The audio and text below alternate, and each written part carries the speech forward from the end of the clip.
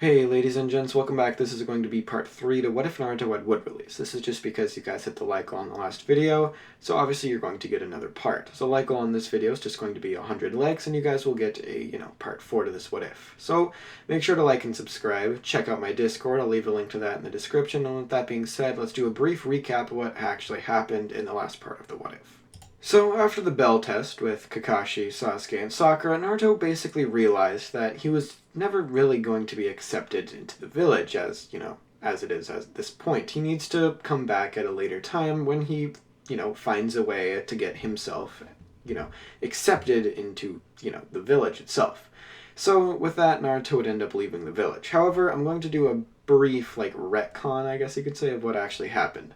Right before Naruto leaves the village, he ends up going to the third Hokage, Hiruzen. Basically to explain to him what he's doing, that he's leaving, and that he's not actually going to be the enemy of the Leaf Village.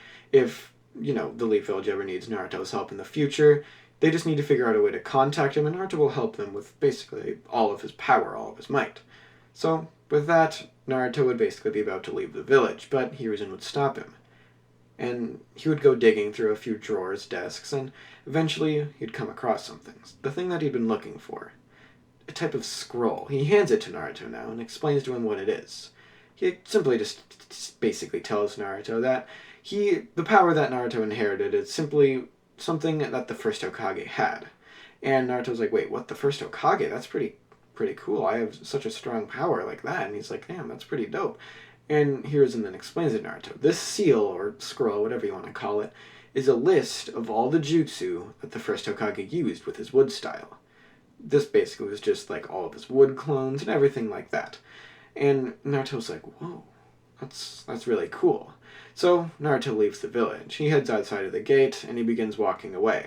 And as he's walking away, just like in the last part, Naruto would start getting this weird feeling of this nature around him. This is obviously Naruto naturally entering Sage Mode because that's exactly what Hashirama did. And, plot armor. Why the fuck not? I can make Naruto be as strong as I want him to be. So with that being said, let's get into the actual new material of the What If. So, this What If is basically going to start with Naruto entering this weird thing where he senses everything around him to an unprecedented amount. He never was able to do anything like this before. This is really odd. He never really felt this before. It's such a weird feeling to him. He can't get his mind wrapped around it. He doesn't know why it's happening in the first place, and he's trying to focus and trying to figure out what exactly is happening. And then even more, this weird chakra is just flowing around Naruto, and it's flowing into him, flowing out of him, and he's like, what the hell is that? He's just really confused at what is happening. Nobody really, without actually entering Sage Mode, would really know what it feels like to be in Sage Mode. That's the thing. It's you don't know what it would be like, or feel like, or even look like to see the natural energy around you and be able to not really control it, but that would be a really weird thing to do. So Naruto would sit down and he'd basically meditate and he'd sense everything around him, and then he senses people and he senses the chakra inside of them, and he senses everything. He can use this to his advantage. He can basically go hide away, but whenever he feels that somebody might be watching him or trying to spy on him, he could just simply enter into this mode. And he gets some ideas around this. But first, he has to study the scroll, or not study, but he has to look at the scroll that Hiruzen gave him, because Naruto was told not to look at it until he left the village, in case somebody like Danzo or something like that were to look at Naruto and be like, why does he have that scroll? And then they'd, be curious and go look at it. So Naruto obviously would take his word for it. And he ends up not opening the scroll until he was clear away of the village. So as Naruto opens it, a massive list of basically wood-style jutsu just kind of appears to Naruto. Or not appears, but is basically shown to Naruto, such as the Buddha statue and everything like that. However, Naruto would not instantly be able to master all of these jutsu, obviously. He has the chakra necessary to do so, especially if he gets the help of Kurama in with that. And the fact that he has Hashirama cells would probably boost his chakra, at least to a, little extent as well. So, Naruto begins studying the scroll. Instead of shadow clones, he ends up learning wood clones, because, he can do that. So, Naruto continues studying the scroll, learning different jutsu, and basically just getting stronger. Naruto would do this for probably a few weeks, maybe even a month at this point. And what's happening in the Leaf Village at this point is basically the not Naruto, not sorry, what am I talking about? Sakura, Sasuke, just like in the last part, I'm not going to retcon that or anything, they were sent back to the academy. So, they kind of just get, shoved back there somewhere. So, Naruto ends up returning to the village, just for a brief moment. He uses his transformation jutsu, and he basically just wants to see exactly what's going on. See if anything, weird is happening. At this point, it's been a few weeks, or, even maybe a month at this point, and Naruto starts hearing word of this weird thing going around called the Chunin exams. Naruto's like, huh, that could be interesting. He still has his headband, and he's like, or not, would he even have his headband? I don't know. Whatever. Naruto walks into the village, and nobody would really recognize him, obviously, because he is using a transformation ninjutsu.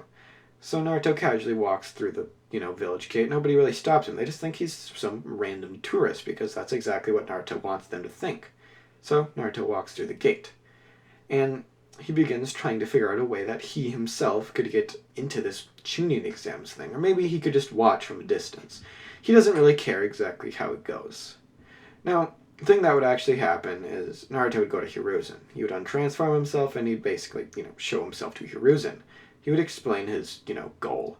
And Hiruzen would be like, I don't know. He's pretty, he's like, I know, he knows he shouldn't, but, like, he thinks of Naruto as kind of like a grandkid or even a kid at this point. So he's like, I'll let you.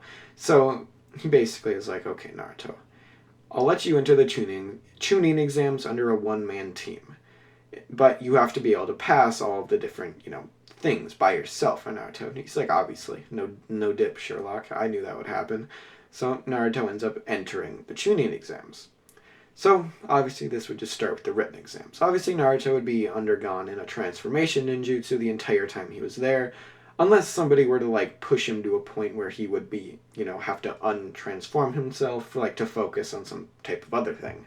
So, the written part of the exams. How exactly would that go? Well, Naruto, in terms of actual intelligence, is not all too much, he's not all that great. We don't know all the capabilities of Sage Mode, however. We don't know exactly what it allows you to do, because it allows you to sense things around you on, like, an incredible level, like even higher than something like the Sharingan or anything like that. However, would it allow you to, like, sense well enough to know what other people are writing, and, like, sense where their hand movements are to sense exactly, like, the letters and everything like that they're writing? I'm just going to say it can for plot convenience and, plot armor, because Naruto, he's... I'm going to make it so he can do that, because, why the hell not? So, that's how a lot of my what-ifs go. Plot armor, and why the fuck not, Gotta do what you gotta do. That's all I'm saying.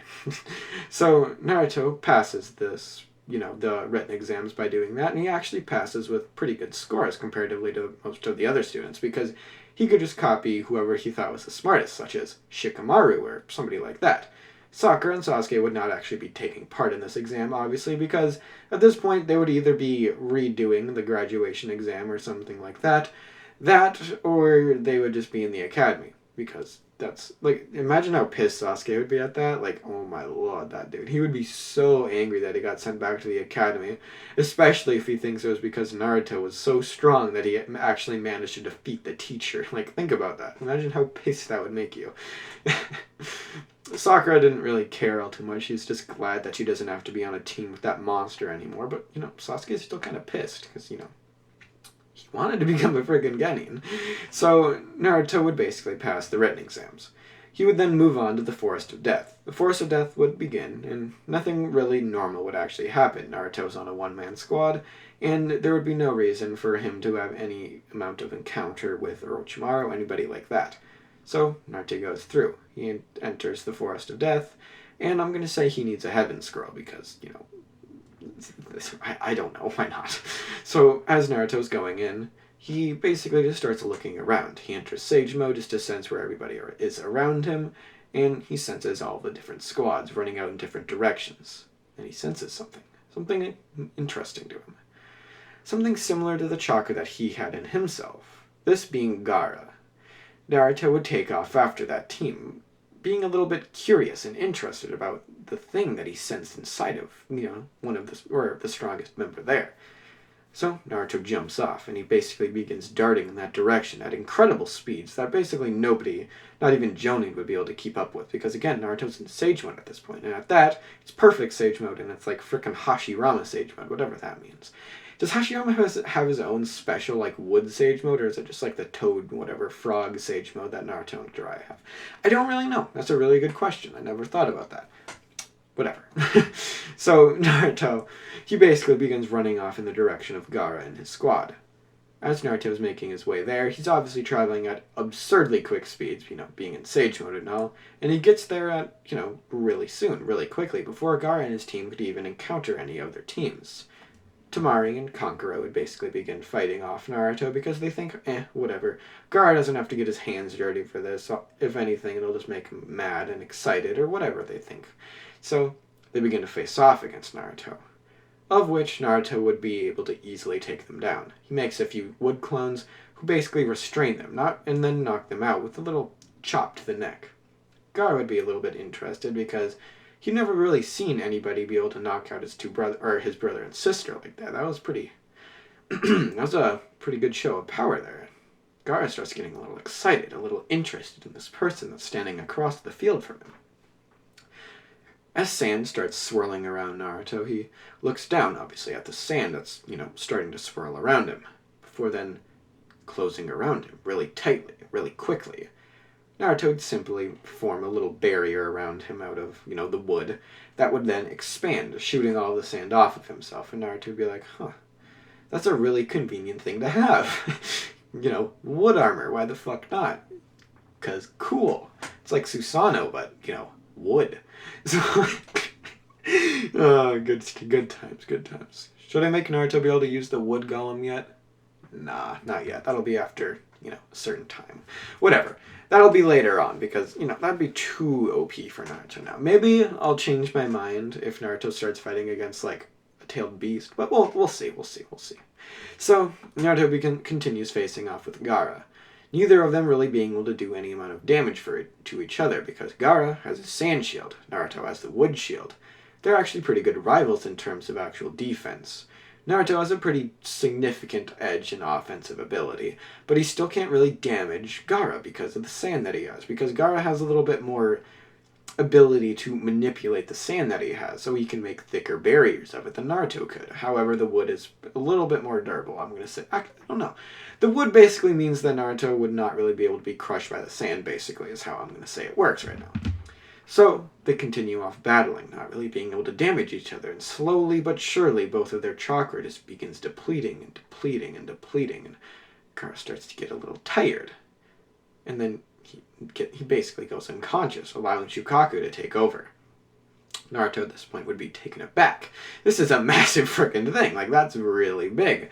And Naruto would basically be on like Gaara's level, but this is Shukaku. Holy, like that's a full-tailed beast right there in front of him. Naruto realizes he has to do something about this, and realizes he has to pull out his trump card, his strongest jutsu that he can currently use. One of the first Hokage's, not strongest jutsus, but one of his pretty deep, pretty powerful jutsus. Deep Forest Emergence. The one that Madara used against Naruto when he, made that giant, whatever the fuck you want to call it thing. Naruto uses this. It entangles Shukaku in this massive, basically, forest of wood.